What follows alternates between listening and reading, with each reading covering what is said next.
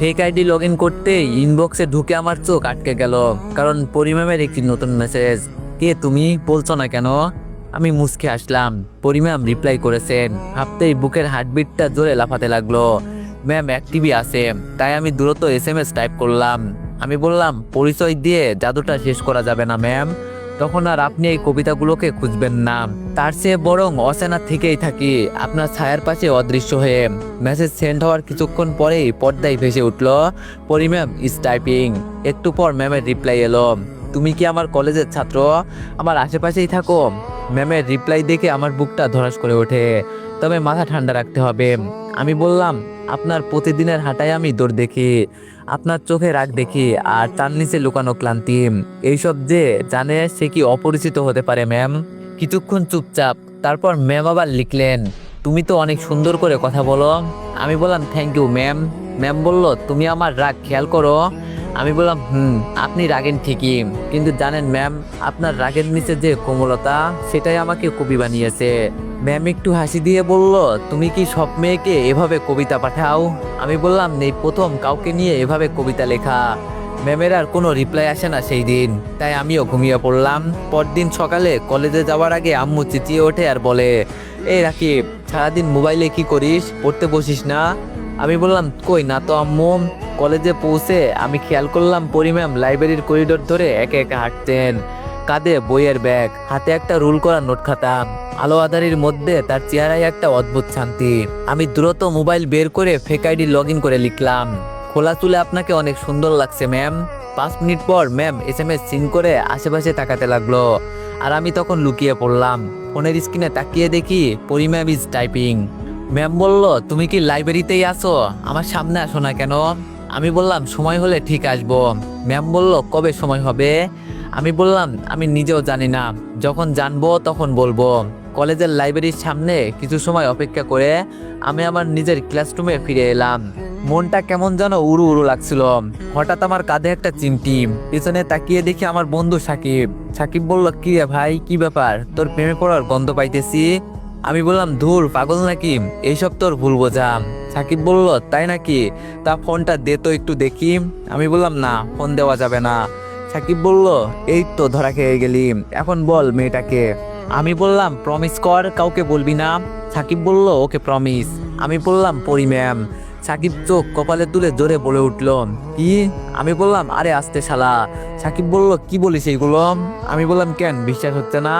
সাকিব বলল, তুই যে জিনিস, বিশ্বাস আবার হবে না। কিন্তু ভাই, তুই যেটা করছিস সেটা কিন্তু ভয়ানকও হতে পারে, যদি ম্যাম জেনে ফেলে তুই সেই সদ্য কবি। আমি বললাম, জানলে তখন দেখা যাবে, এখন তো শান্তিমতো প্রেম করতে দে। তারপর আর কথা না বাড়িয়ে ক্লাস করতে লাগলাম। ক্লাস শেষে আমি আর সাকিব কলেজ ক্যাম্পাসের আমতলায় বসে আছি। এখানে বসে ঠান্ডা হওয়ায় মনটা আরো উদাস হয়ে গেল। পকেট থেকে ফোন বের করে আমি আবারও ঢুকে পড়লাম সেই আইডিতে। একটা নতুন কবিতা লিখলাম ম্যামের জন্য। চোখের নিচে ক্লান্তির ছায়া, তবু মুখে রাগের ধোয়া। জানি না আপনি কে, শুধু জানি এই রাগের মাঝেও বেঁচে থাকি আমি। কবিতাটা পাঠিয়ে কিছুক্ষণ অপেক্ষা করতেই পরি ম্যাম অনলাইনে আসলো, আর সাথে সাথে আমাকে রিপ্লাই করলো। পরি ম্যাম বলল, তোমার কবিতার মধ্যে মাদকতা লুকিয়ে আছে, বারবার নেশায় পড়ে যাচ্ছি। এখন আমি তোমার কবিতার জন্য অপেক্ষা করি। এটা কি ভালো না খারাপ জানি না। আমি বললাম, ভালো মন্দের হিসাবটা যদি মুছে ফেলেন তাহলে আপনি অবশ্যই আমাকে খুঁজে পাবেন ম্যাম। পরি ম্যাম বলল, তুমি কি শুধু কবিতাই লেখো নাকি আরো কিছু করো? আমি বললাম, গল্পও লিখি ম্যাম। ম্যাম বলল, ওকে তোমার গল্পের পেজ দাও। আমি মনে মনে বললাম, এই কাম ছাড়ছে, গল্পের পেজ দিলেই তো ধরা খাবো, এখন কি করি? তখন ম্যাম আবার জিজ্ঞেস করলো, কি হলো, দাও। আমি বললাম, ম্যাম আপনার ইনবক্সে গল্প পাঠিয়ে দিব এক সময়। ম্যাম বলল, কেন, পেজ দিতে সমস্যা কোথায়? আমি বললাম, আছে, পরে বলবো। ম্যাম বলল, ওকে। তারপর আরো কিছুক্ষণ কথা বলে আমি বাসায় চলে আসলাম। এসেই ঘুমিয়ে গেছি। বিকালে ঘুম থেকে উঠে ফ্রেশ হয়ে নাস্তা করে নিলাম। আজকে ভাবলাম বাইরে থেকে একটু ঘুরে আসি, তাই বন্ধুদের সাথে আড্ডা দেওয়ার জন্য বের হলাম। কখন যে রাত হয়ে গেছে টেরই পাইনি। ফোন বের করে দেখি 9টা 19 বাজে। রাতে বাসায় ফিরতে ঘটে গেল আর একটা ঘটনা। রাস্তায় আসার সময় ফাঁকা রাস্তা পেয়ে আমাকে ছিনতাইকারী ধরলো। তাদেরকে অনেক রিকোয়েস্ট করলাম আর বললাম, দেখেন আপনারা সব নিয়ে যান, শুধু আমার এই ফোনটা নিয়েন না। কিন্তু অনেক রিকোয়েস্ট করার পরও তারা আমার কথা শুনলো না। তাই বললাম, অন্তত সিমটা দিয়ে যান, কিন্তু সেটাও না করে দিল তারা। আমার কাছে আর কিছুই নেই। আমি মন খারাপ করে বাসায় চলে আসলাম। আমাকে এই অবস্থায় দেখে আম্মু জিজ্ঞাসা করলো, কিরে কি হয়েছে রাকিব, মুখটা এমন কালো হয়ে আছে কেন তোর? আমি বললাম, না আম্মু তেমন কিছু না, ফোনটা ছিনতাই হয়েছে। আম্মু বলল, কি বলিস, ছিনতাই হয়েছে? কোথায়, কিভাবে? আমি সব খুলে বললাম। আম্মু একটু শক্ট হয়ে গেল, আবার রেগেও গেল। এত রাতে বের হওয়া উচিত হয়নি, সেটা নিয়েও কিছু কথা শুনতে হলো। কিন্তু আমার মন খারাপ ছিল অন্য কারণে। ফোনটাই ছিল ম্যামের সাথে কথা বলার একমাত্র সম্বল। রাতে ঘুম আসছে না, ফোন থাকলে ম্যামের সাথে কথা বলতে পারতাম, কিন্তু সেটা আর হচ্ছে না। অনেক রাতে ঘুম আসছিল। পরের দিন সকালে ঘুম থেকে উঠে আর কলেজে গেলাম না। মনটা ভীষণ খারাপ। খাওয়া দাওয়া করে রুমে শুয়ে আসি আর ভাবছি, ম্যাম কি আমার কবিতাগুলো মিস করে, নাকি শুধুই টাইম পাস? এভাবে 3 দিন কেটে গেল। 3 দিন আমি কলেজে যাইনি। এইদিকে ম্যাম ভাবছে, কি ব্যাপার, 3 দিন ধরে ছদ্মবেশী কবি অনলাইনে আসে না কেন? সে কি কোনো বিপদে পড়লো? আমিও যে তার কথাগুলো খুব মিস করছি, কিন্তু কেন? আমি তো তাকে চিনিও না ঠিকভাবে। তাহলে কি আমি ওকে ভালো, না না, এটা কিভাবে সম্ভব? ছেলেটা সম্ভবত আমার ছোটই হবে। আর জুনিয়র ছেলেকে ভালোবাসলাম, কিন্তু মন তো মানছে না। তাকে না দেখেই মিস করছি, তার কবিতাগুলো মিস করছি। বিকেলে আম্মু কিচেন রুমে রান্না করছে। আমি পিছন থেকে বললাম, আম্মু। আম্মু বলল, বল। আমি বললাম, কি করছো? আম্মু বলল, কি লাগবে বল। আমি বললাম, তুমি কেমনে জানলে আমার কিছু লাগবে? আম্মু বলল, আমি তোরে পেটে রাখছি, তো তোর পেটের খবর আমি ভালোই বুঝতে পারি।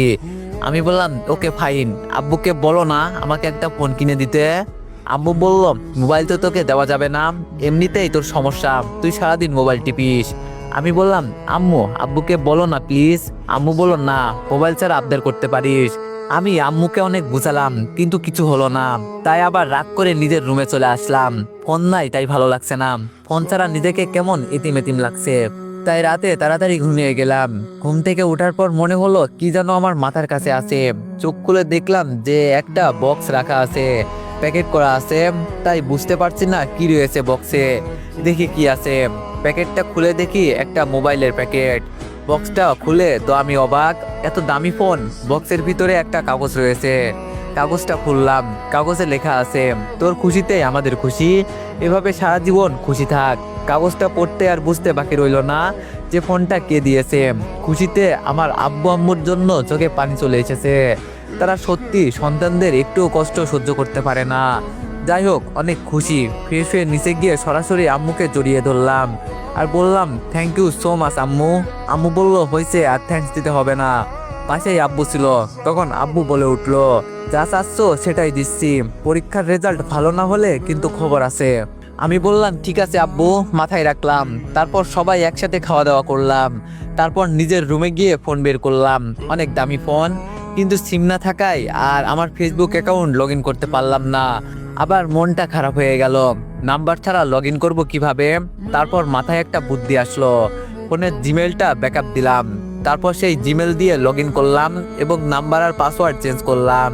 যাই হোক, ইনবক্সে ঢুকে আমি রীতিমতো অবাক হয়ে গেলাম। পরিম্যাম 99+ SMS করে রেখেছে। SMS গুলো ছিল এরকম, এই ছেলে কি হয়েছে তোমার, অনলাইনে আসো না কেন, আমাকে কবিতা কি শোনাবে, যখন চলেই যাবে তাহলে কেন এসেছিলে, তোমার কবিতাগুলো অনেক মিস করছি, সাথে আরো স্যাড ইমোজি। আমি এগুলো দেখে টাস্কি খেয়ে গেলাম। এ তো দেখি মেঘনা চাইতেই বৃষ্টি। তাই আমি ম্যামকে SMS দিলাম, হ্যালো ম্যাম। ম্যাম কিছুক্ষণ পরেই রিপ্লাই দিল, এই ছেলে তোমার সমস্যা কি? আমি বললাম, কই কোনো সমস্যা নেই তো ম্যাম। ম্যাম বলল, তাহলে অনলাইনে আসনি কেন 3 দিন? আমি বললাম, আসলে ম্যাম।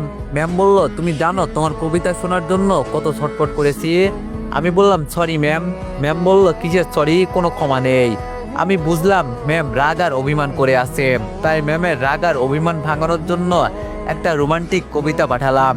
কবিতাটি হলো, আপনি যে আমার মেঘবালিকা, চোখের জলে ভেজা বৃষ্টি, আপনারে হারালে যে বুকের ভেতর ফাঁকা পড়ে যায় এক দৃষ্টি, আপনি ছুলেই শিশির স্নিগ্ধতা, মনটা গলে পড়ে ছন্দে, আপনার কথা না শুনলে এই হৃদয়টা কান্দে নিবরন্দে, আপনি না বললেই ভালোবাসি, আমি বুঝি চোখের ভাষায়, আপনি আমার সন্ধ্যা তারকা, আপনি সকাল রোদে হাসায়, রাগ করেন যত অভিমান রাখেন তবুও থাকেন পাশে চুপচাপ, আপনার মতো কেউ হয় না ম্যাম, আপনি একান্তই আমার স্বপ্নের চাঁদ। কবিতাটা পাঠানোর পর আমি ফোনের স্ক্রিনের দিকে তাকিয়ে অপেক্ষা করতে লাগলাম। মিনিট খানেকের মধ্যেই রিপ্লাই এলো, তুমি আসলে একটা পাগল। এই কবিতাটা পড়ে আমার চোখে পানি চলে এলো। তোমার কবিতার নেশায় আমি ডুবে যাই। তুমি জানো না, তুমি না থাকলে আমি ঠিক কতটা একা হয়ে পড়ি। আমি চুপ করে গেলাম। মনে হচ্ছিল ফোনের ওপাশ থেকে যদি একবার শুধু স্পষ্ট করে বলতে পারতাম, ম্যাম আমি সব সময় আপনার পাশে আছি। ভাবনা চিরচ্ছেদ ঘটিয়ে আমি আবার রিপ্লাই দিলাম, ম্যাম আপনার কি রাগটা একটু কমলো? ম্যাম বলল, রাগ কমে গেছে কবিতার মাঝেই, কিন্তু তুমি আর কখনো এমন করে হঠাৎ হারিয়ে দিও না প্লিজ। আমি বললাম, প্রমিস ম্যাম, আর হারাবো না, আর কাঁদাবো না। ম্যাম একটা লাল হার্ট ইমোজি পাঠিয়ে দিলেন, তারপর বললেন, আচ্ছা বললে না তো কেন উধাও হয়েছিলে? আমি বললাম, আসলে ম্যাম ফোনটা ছিনতাই হয়ে গিয়েছিল। অনেক রিকোয়েস্ট করছিলাম ফোনটা না নেওয়ার জন্য, কিন্তু তবুও তারা সবকিছু ছিনিয়ে নিয়ে গেল। ম্যাম বলল, তাহলে কথা বলছো কিভাবে? আমি বললাম, নতুন ফোন আব্বু কিনে দিয়েছে। ম্যাম বলল, ও আচ্ছা। কিছুক্ষণ চুপ থেকে ম্যাম আবার বলল, আচ্ছা তোমার নামটা কি? আমি তো কিছুই জানি না। এই কাম সারছে। এখন যদি নাম বলি তাহলে বুঝে যাবে আমি এইসব করছি। এখন কি বলি আমি? ম্যাম আবার লিখলেন, কি হলো বলো, তোমার নাম কি?